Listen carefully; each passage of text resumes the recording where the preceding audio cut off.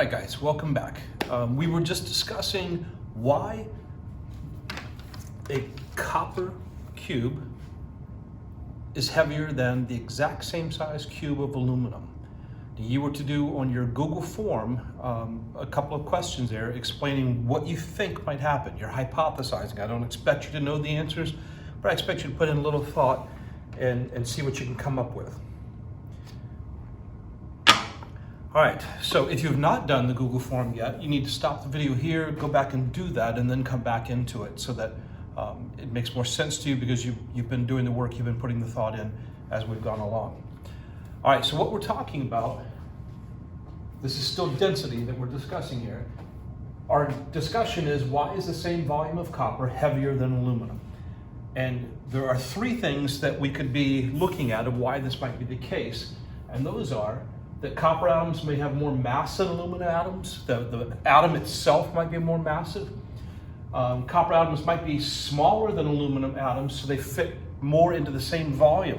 So when we have our cubes here, if these are smaller atoms, we can pack more of them in than in here. So this would, in essence, be having some space inside of it that this doesn't have, and that might be why it's heavier. And the last one is that the arrangement of the copper and aluminum atoms might be different, allowing more copper atoms to fit into the same volume. So you can see there's some similarities in some things here, but they're actually different things. And each of them could come into play, or even a combination of them could come into play in answering our question here of why the copper is heavier than aluminum when they're exactly the same size. All right, if you, this is a good place to pause your video, and you need to open up your student activity sheet from the HyperDoc. Make sure you are opening up the activity sheet from day 1. There's another one on day 2. Actually, it's the same activity sheet. It'll be okay. But we're on day 1. Day 2, we're going to be doing a lab together, and we'll continue on with pages 3 and 4 of the activity sheet.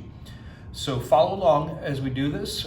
If you need to, you will need to pause the video, answer questions on your activity sheet, and remember you're using Kami to do this now, and then restart the video when you're ready to come back and move along with us. All right, so here we go. We're moving on. So here is one of the reasons that the copper is heavier than the aluminum cube. We've got copper up here on the top, we've got aluminum down here on the bottom, and you can see that several of our choices on the last slide here are correct. One is that these are packed more densely together. The spaces between the copper atoms seem to be greater than the spaces between, the spaces between the aluminum atoms seem to be greater than the spaces between the copper atoms. So there are more copper atoms packed in there together.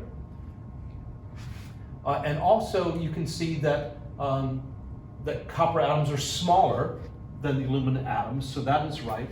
And then one thing that you can't see, but it is a fact, is that aluminum atoms are more dense than copper atoms are. So we have a combination of answers going on here, answering our question, why is the copper cube heavier?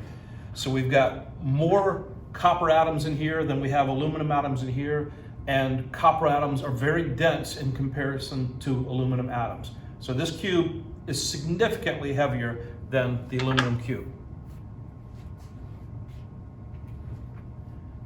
All right, so when we're talking about density, what we're looking at here is how heavy something is, but not just like you step on a scale and you say, okay, I'm 201.5 this morning. You have to compare it to how much room you take up. So when we're looking at the density of this cube, it's heavy, yes, but we also are concerned about how much space that heaviness is occupying. This is occupying the exact same amount of space, and yet this is heavier. So that's where we can start comparing things and talking about density. So density is mass divided by volume. We'll write it mathematically as m divided by v, or m over v, if you like to do that. So we need to know the mass, and we need to know the volume.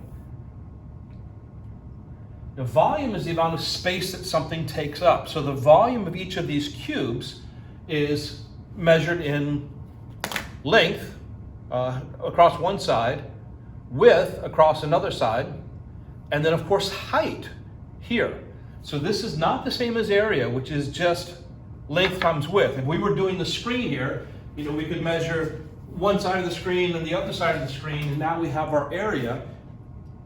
But that's just length times width. So for the volume of something, we also need to know the depth of it. How far does this go back into the wall? When we're measuring area, we find our answers in squares. So I use square feet because oftentimes when we're measuring area, it's going to be in feet, or it could be in yards or miles. It can also be centimeters or something more scientific like that. But we're doing it, whatever we find is squared because there's only the 2 dimensions to it. In volume, we're looking at cubic centimeters because we're measuring 3 sides. We've got the length, we've got the width, and we've got the height, which is in this case going to be kind of a depth situation. Looking at our wall here. Now when we're looking at the cube, obviously it's easier to see. All right, so if we want to find the density of a cube, remember it's just mass over volume, mass divided by volume. So we need to know the mass, and we do that by weighing it. We put it on a scale to weigh it. But then to find the volume of the cube, we are just doing length times width times height, just like you see up here. And in our cubes, they're all 2.5 centimeters. Each side, all 6 sides are 2.5 centimeters. So if we measure length times width times height, what we're basically doing is 2.5 centimeters times 2.5 centimeters times 2.5 centimeters. So when we multiply that, we're going to come up with a volume of 15.625. We're going to round it off to 15.6, which is going to be plenty good for what we're doing. And it also makes our calculations easier as we move on. So this is our volume, 15.625. And then we'll get the mass from weighing it. So we will be back again another time, and we'll put our cubes on a scale that can measure in grams, and we'll find out how many grams each of these weighs. That's going to be the lab that we're going to do together tomorrow. So if you're in class with me, you'll be doing the lab. If you're a virtual student, you can watch me do the lab, and we will be moving on through the rest of our density unit this way. But what we have coming up is looking at the density of different solids, looking at the density of different liquids, and looking at how temperature affects density. Thanks for hanging out.